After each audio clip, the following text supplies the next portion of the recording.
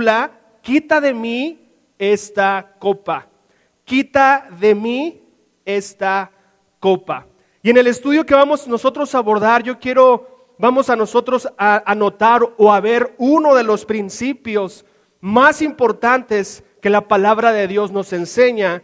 Y el principio que nosotros vamos a abordar a través de este momento es que la ira de Dios, escucha bien esto, este es el principio que vamos a abordar. La ira de Dios es lo más indeseable que le puede pasar a los seres humanos. La ira de Dios es lo más indeseable que le puede pasar a los seres humanos. Y la pregunta natural que tendríamos que hacer es ¿por qué es indeseable la ira de Dios? Y nosotros vamos a responderla a través de lo que vamos a ir leyendo. Y para eso vamos a ir a Mateo, en la sección en donde nos quedamos, Mateo 26, del versículo 36 al 39. Mateo capítulo 26, y vamos a abordar el versículo 36, por favor. Voy a leer yo la Nueva Traducción Viviente. Y esto va a ser en Mateo 26, 36 al 39. Dice, entonces Jesús fue con ellos al huerto de olivos llamado Getsemaní y dijo, siéntense aquí mientras voy allí para orar. Se llevó a Pedro y a los hijos de Zebedeo, Santiago y Juan, y comenzó a afligirse y a angustiarse. Les dijo, mi alma está destrozada de tanta tristeza hasta el punto de la muerte. Quédense aquí y velen conmigo. Versículo 39 dice así, él se adelantó un poco más y se inclinó rostro en tierra mientras oraba. Padre mío, si es posible, que pase de mí esta copa de sufrimiento. Sin embargo, quiero que se haga tu voluntad, no la mía. Entramos a la escena de las últimas horas de Jesús antes de estar en la crucifixión. Y el contexto que nosotros platicábamos de Jesús en el huerto es el contexto en donde está en la ciudad de Jerusalén, está en la celebración, esa ciudad, una de las 3 celebraciones más importantes para los judíos, que es la Pascua.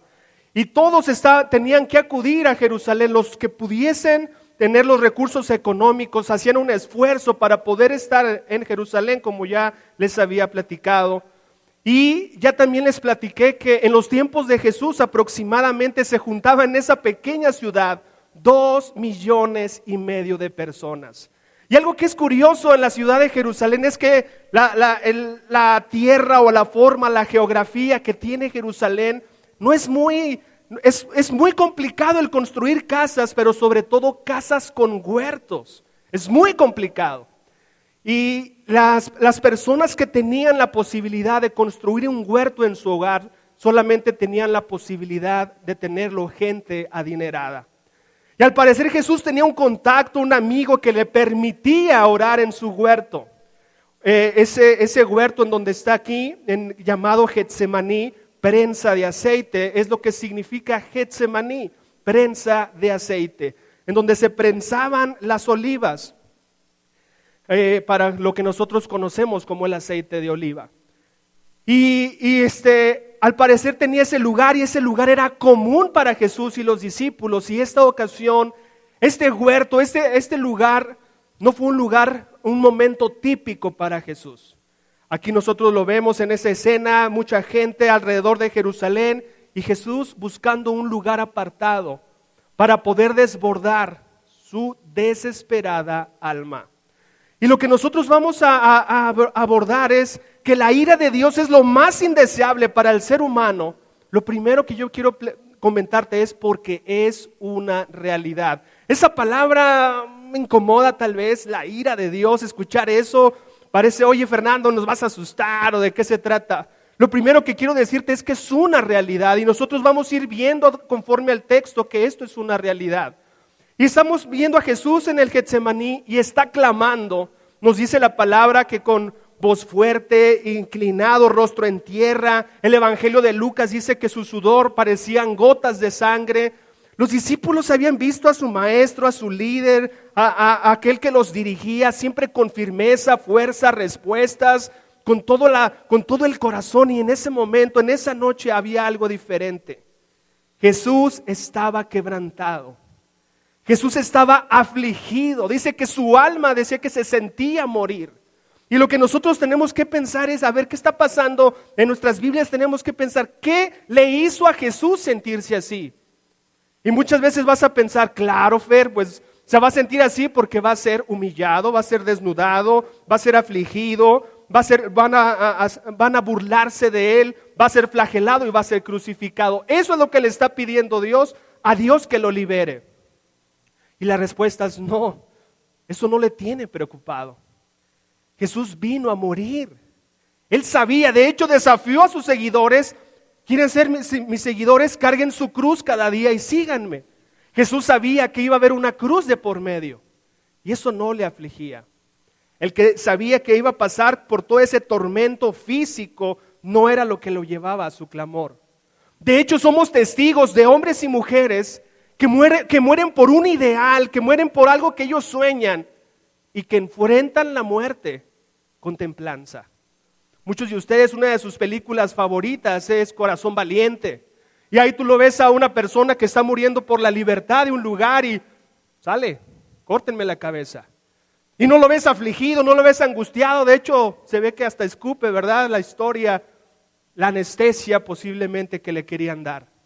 Y así hay muchas historias. De hecho, sus discípulos, los apóstoles, muchos de ellos murieron mártires. Y no se veían como, ay, si a poco le voy a entrar al martirio. No, no es así. Hombres y mujeres a lo largo de la historia ha demostrado que pueden enfrentar la muerte por su causa que defienden con templanza. Entonces, ¿Jesús está acobardado por la muerte? El hombre más fuerte, más sabio, más espiritual, determinado, que sabía que había bajado por eso, ¿está acobardado por su muerte? Y la respuesta es no. No es la razón lo que le está pidiendo a Dios. Y las palabras que la palabra de Dios dice es líbrame de la copa de sufrimiento. Una de sus versiones puede decir simplemente líbrame de esta copa. Otras dicen líbrame del trago amargo, otras líbrame de este cáliz. No sé cómo diga tu versión. Pero lo que le está pidiendo a Dios con desesperación es que le quite la copa de sufrimiento que va a enfrentar. Y lo que nosotros necesitamos observar en esta mañana es, ¿qué es eso? ¿Qué es la copa de sufrimiento? Porque es lo que lo tiene a Jesús desgarrado, humillado y orando como nunca antes había orado. Y la palabra que tiene nuestra traducción, la palabra copa, es la palabra vaso, o la palabra griega poterion, que significa vaso para beber o cáliz. Básicamente lo que significa no es el objeto, sino lo que es lo de adentro para que te vas a beber. Y lo que nosotros vamos a ver es que en el Nuevo Testamento y en el Antiguo Testamento nos va a enseñar qué es eso a lo que Jesús le está pidiendo a Dios: líbrame de esta copa de sufrimiento. Quiero que me acompañes a Apocalipsis, por favor. Apocalipsis 14, versículos 9 y 10. Apocalipsis 14, versículos 9 y 10.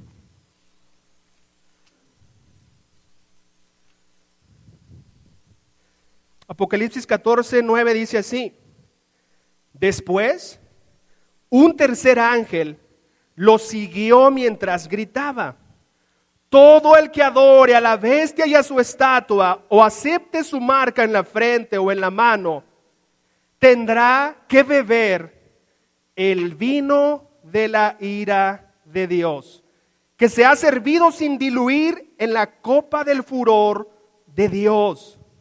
Ellos serán atormentados con fuego y azufre ardiente en presencia de los ángeles santos y del Cordero. Acompáñame unos capítulos adelante, Apocalipsis 16, 19. Apocalipsis 16, 19. Dice, la gran ciudad de Babilonia se partió en 3 secciones, y las ciudades de muchas naciones cayeron y quedaron reducidas a escombros. Así que Dios se acordó de todos los pecados de Babilonia y la hizo beber de la copa que estaba llena del vino del furor de su ira. Lo que nos enseña la palabra de Dios en el Nuevo Testamento, esto solamente te estoy leyendo dos secciones súper rápidas, todo 16 habla de hecho de las 7 copas del furor de Dios, pero hay una expresión o un término que la palabra de Dios utiliza para cuando Él va a emitir juicio, cuando ya emitió sentencia, lo expresa como que te va a dar a beber la copa de la ira de Dios.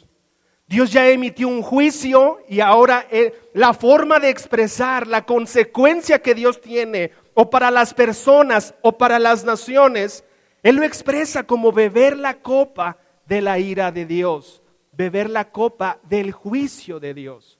Prácticamente lo que nosotros estamos viendo a Jesús en Getsemaní es Dios, no le está pidiendo líbrame de la muerte, le está pidiendo líbrame de la copa de tu juicio.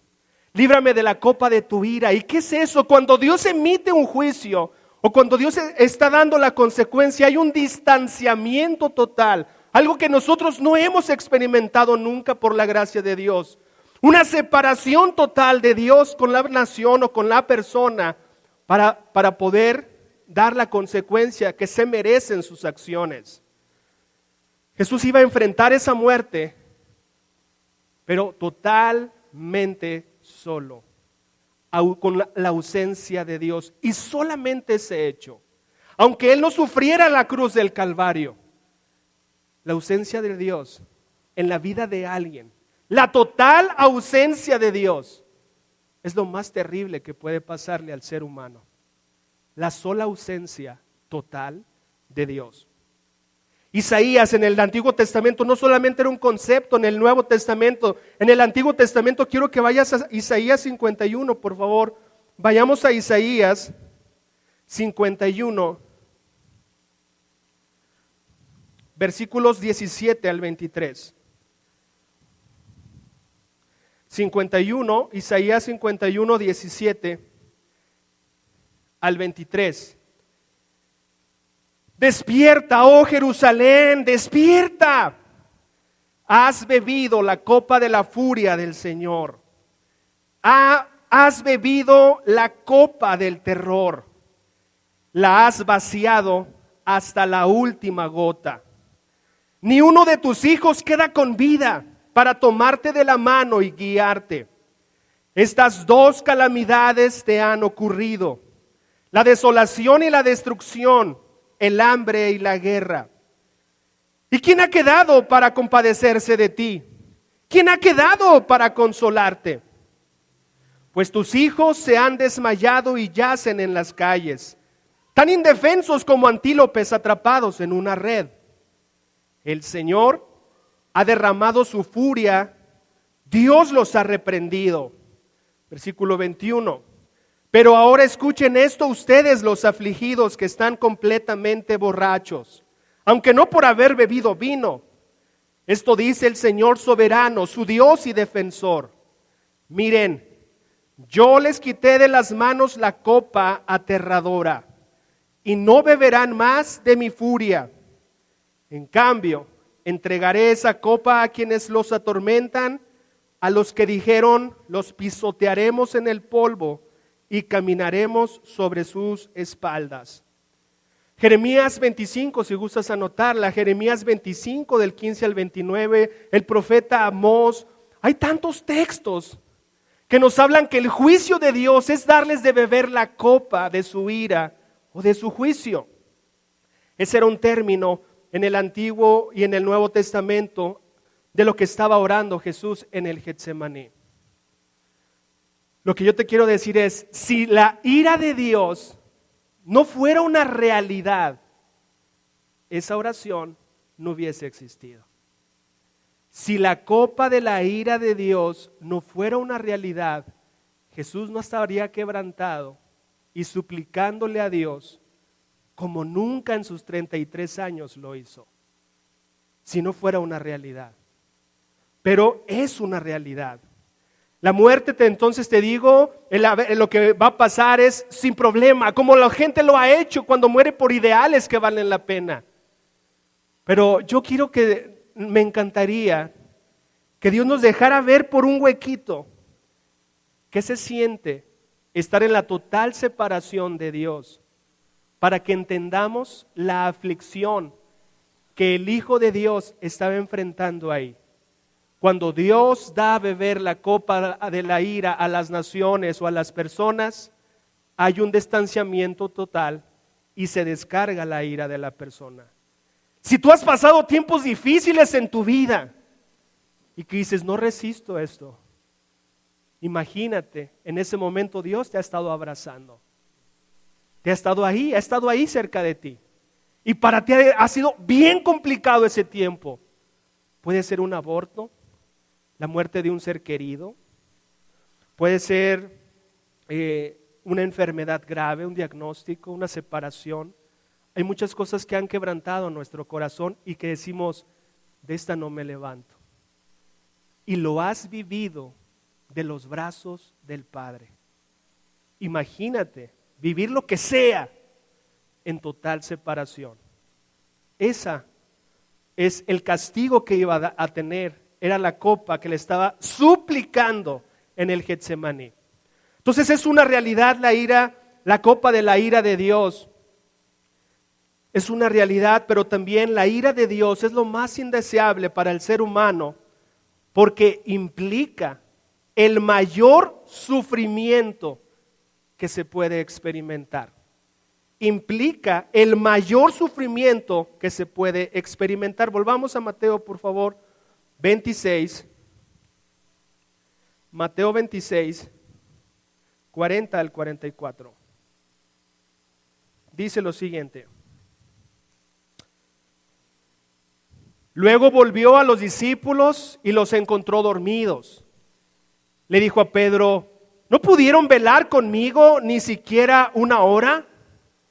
Velen y oren para que no cedan ante la tentación, porque el espíritu está dispuesto, pero el cuerpo es débil. Entonces Jesús los dejó por segunda vez y oró, Padre mío, si no es posible que pase esta copa, a menos que yo la beba, entonces hágase tu voluntad. Cuando regresó de nuevo a donde estaban ellos, los encontró dormidos, porque no podían mantener los ojos abiertos. Así que se fue a orar por tercera vez y repitió lo mismo. Luego se acercó a sus discípulos y les dijo, adelante, duerman y descanse. Pero miren, ha llegado la hora y el Hijo del Hombre es traicionado y entregado en manos de pecadores. Levántense, vámonos. Miren, el que me traiciona ya está aquí. La ira de Dios es no solamente una realidad, es una realidad, pero es lo más indeseable que se puede experimentar. Jesús está suplicándole a Dios, es tan indeseable que lo vemos ahí metido en la oración, 1 hora desgarrado, 2 horas, segunda vez dice que va por segunda vez, hace lo mismo y se va una tercera vez a orar al Padre. No quiero beber esa copa. No sé, Jesús, por ejemplo, lo que yo pienso es, ¿en qué momento, cuál fue el momento exacto que Jesús recibió la ausencia de Dios? Porque tú y yo sabemos que Jesús se hizo pecador e iba a beber la copa de la ira de Dios. ¿En qué momento? ¿Ya en el Getsemaní estaba con esa ausencia de Dios? ¿Qué lo estaba llevando a desgarrarse así? Nosotros lo vamos a escuchar clamar en la cruz, Dios mío, ¿por qué me has abandonado? Lo vamos a escuchar en la cruz clamando así. Pero ¿en qué momento exacto ya la ausencia de Dios por estar pagando el precio como Cordero de Dios empezó todo? Pues nosotros podemos ver eso. Algo que yo quiero comentarte es que tenemos en este momento tenemos la idea de que Cuando yo les pregunto a las personas, oye, ¿tú crees en una vida después de la muerte? Sí creo en una vida después de la muerte. Oye, ¿y crees que hay un lugar de castigo, hay un lugar de recompensa? Sí lo creo. Oye, ¿y tú te irías al lugar de recompensa, al lugar de castigo? Yo creo que al lugar de castigo. Lo expresan tan ligeramente. Tan ligeramente. De hecho, vemos chistes y cosas como si están en pachanga. Van a estar mis cuates, aquí nos vamos a divertir. Como sabemos que el vivir ciertos pecados, como los excesos, alcohol y todo eso, sabemos que eso Dios aborrece, lo ponen así como si fuera una fiesta, ¿cierto? No tenemos idea de lo que es vivir la copa de la ira de Dios. Pero es tan fuerte, tan indeseable, que dice Jesús, yo tengo que ir a beberla para que ellos no la beban, para que ellos puedan ser rescatados. Así que si tú hoy piensas que no es para tanto, quiero decirte que no has visto la Biblia y no vas a encontrar un texto que digas, alguien la aguantó. Si tú miras al pasado, diluvio. Si tú ves al pasado, Sodoma y Gomorra, juicio, copa de ira. ¿Soportó a alguien? En el diluvio 8 personas. Pero en todo el mundo, Fer, sí, lamentablemente sí. Hay juicio de Dios, pero no hay todo el juicio de Dios que tú veas, que tú leas, porque sé que tienes una Biblia. Yo quiero que tú identifiques, está ligerito, sí la aguanto. Claro que no. Jesús estaba desgarrando en su oración porque es insoportable, aún para alguien tan fuerte como Él. Insoportable. Mira, vamos a Romanos 2, del 5 al 8, por favor. Romanos 2. Romanos 2, del 5 al 8. Los apóstoles, el mensaje que comunicaban, es algo como lo que estamos hablando hoy. Romanos 2, del 5 al 8 dice así: pero eres terco y te niegas a arrepentirte y a abandonar tu pecado. Por eso vas acumulando un castigo terrible para ti mismo, pues se acerca el día de la ira, en el cual se manifestará el justo juicio de Dios. Él juzgará cada uno según lo que haya hecho.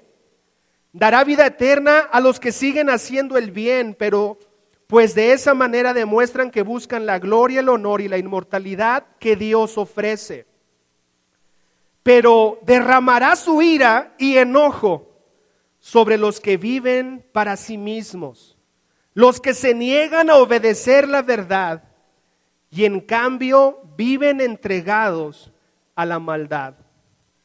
El apóstol Pablo hablaba de que esto es una realidad. Dice, mira, están tan tercos a arrepentirse, a cambiar sus vidas. Yo quiero decirles algo que los confunde. Eso que los confunde es la paciencia de Dios. La misericordia de Dios nos confunde. Porque hacemos y deshacemos y no nos pasa nada, aparentemente. La copa de la ira de Dios es hasta el día de tu juicio final, no es en tu vida. Y si no te ha pasado nada, es porque Dios ha sido paciente contigo. ¿Buscando qué? Que te arrepientas, que cambies, que tomes una decisión, que corras a Jesús. Oye, Fer, ese es tu Dios.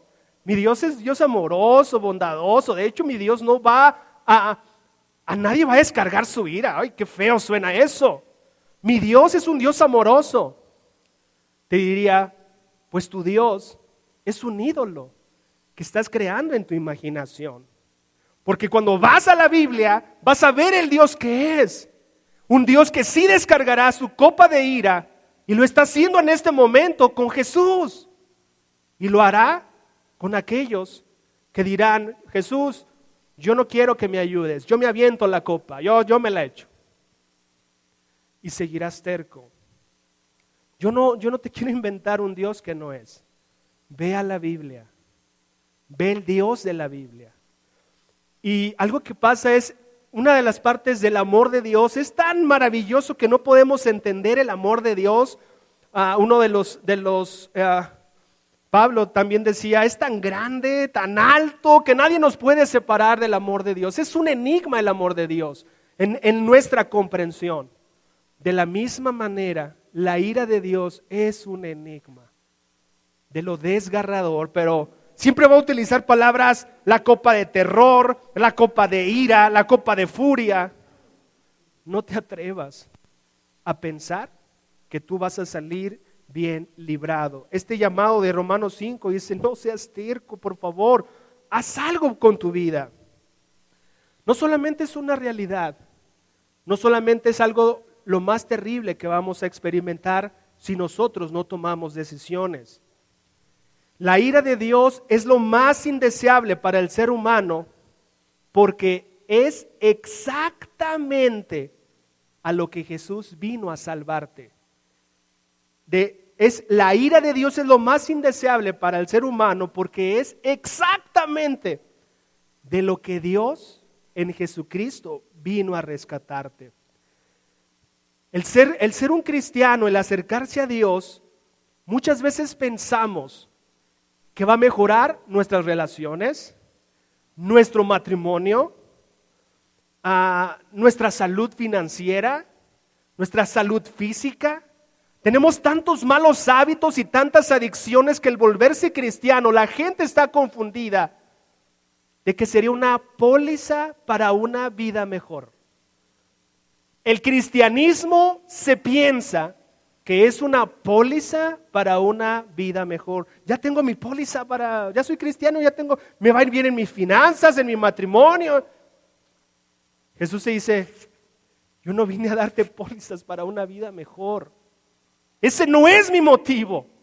Yo no estoy ahí en el Getsemaní, Dios, que le vaya bien en sus finanzas, que le vaya bien en su matrimonio. Yo le estoy pidiendo, Dios, no me dejes beber la copa que Él tendría que beber. Es tu ira y separación. De esto se trata. Jesús vino a morir por ti, a beber una copa que te tocaba a ti y a mí. Nosotros sí fuimos inmorales, mentirosos, desobedientes a nuestros padres, robamos, hicimos cosas en nuestras vidas. Nosotros sería justo beber la copa de la ira de Dios. Y un hombre inocente, puro, ahí en el Getsemaní está pidiendo, voy a tener que beberla. Y es insoportable. Así que lo que está haciendo en el Getsemaní es, estoy dispuesto a beberla por ti. Después en la cruz va a clamar, consumado es, hasta la última gota de la ira de Dios. Esto tiene que, familia, tiene que primeramente mover tu corazón. Porque hoy, ¿sabes qué le reclaman a Dios? No tengo pareja, no tengo trabajo, me fue mal en esto. Y están ahí enojados con Dios. Y Dios dice, para esto no viniste. Para esto no me hiciste mi Señor y mi Salvador. Era la copa de la ira de Dios que libré de tu vida. Por eso yo les pido, alégrense de que su nombre está escrito en el libro de la vida. Alégrense por eso. Vivan con lo mínimo, vivan con esto. Eso es lo que debe ser. El más grande precio ya lo pagué. Y muchas veces las iglesias cristianas no adoran a Dios porque no los bendice como esperan que los bendigan. Porque tienen en su mano, yo me hice cristiano por esto, Dios, su póliza de vida feliz.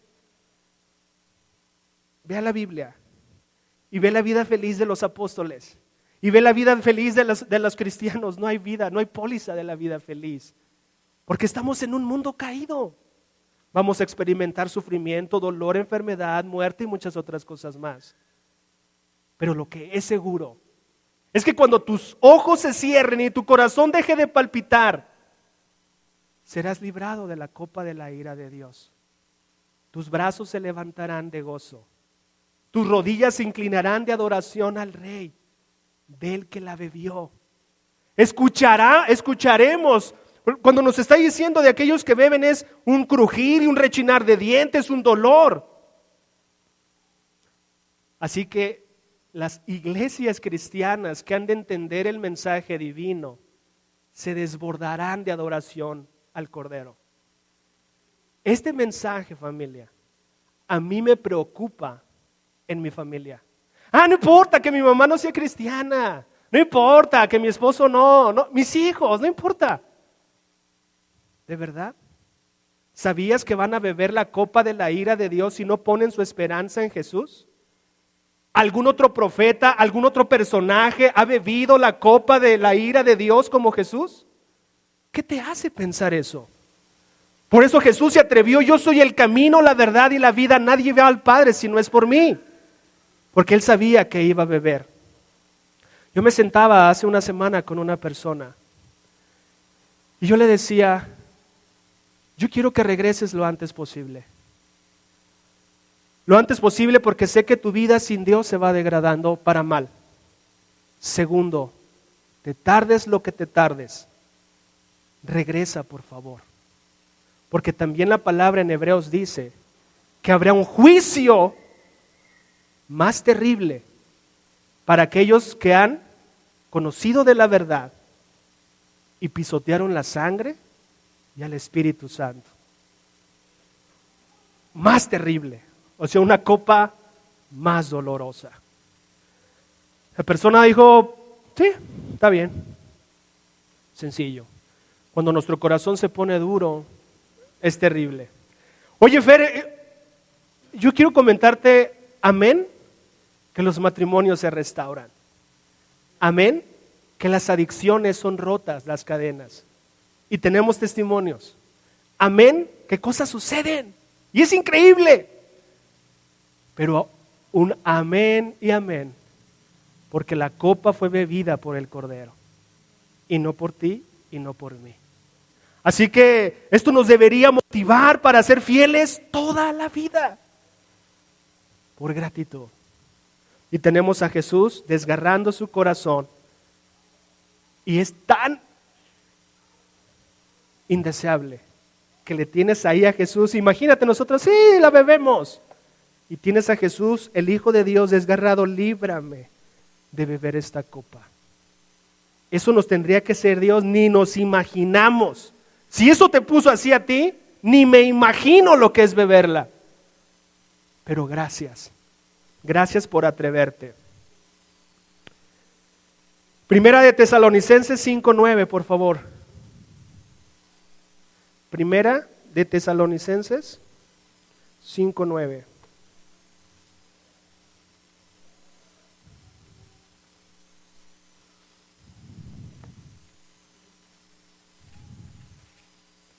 Dice ahí: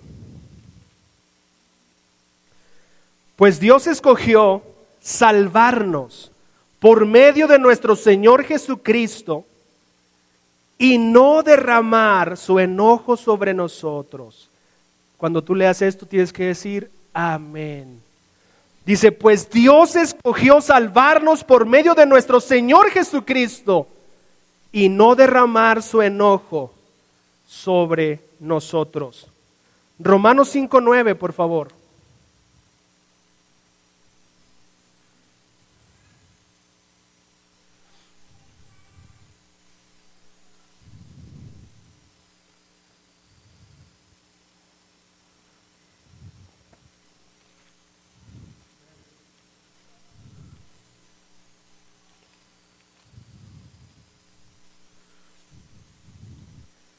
Dice lo siguiente: entonces, ya que hemos sido hechos justos a los ojos de Dios por la sangre de Cristo, con toda seguridad Él nos salvará de la condenación de Dios. Y eso es algo que nos tiene que tener felices, gozosos. Quita de mí esta copa, se llamó la clase, y analizamos un principio. La ira de Dios es lo más indeseable para el ser humano. ¿Por qué? ¿Por qué la ira de Dios es lo más indeseable? Analizamos que es una realidad. Analizamos que es el mayor sufrimiento que se puede experimentar. Tercero, es precisamente a eso que nos vino a salvar Jesús. Es precisamente a quitar la copa de sufrimiento, de la ira de Dios, vino a salvarnos a eso. Lo otro es plus, es extra. Yo te quiero pedir, levanta tu fe de donde se encuentre hoy. Levanta tu fe, porque el enemigo, sabes, que te quiere ver en esa ira, destruido. Los demonios no tienen oportunidad de arrepentirse, ¿sabías eso?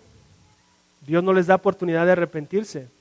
Ya odian al ser humano que sí tiene la oportunidad de arrepentirse. Lo malo es que muchas veces nos ponemos tercos y no queremos.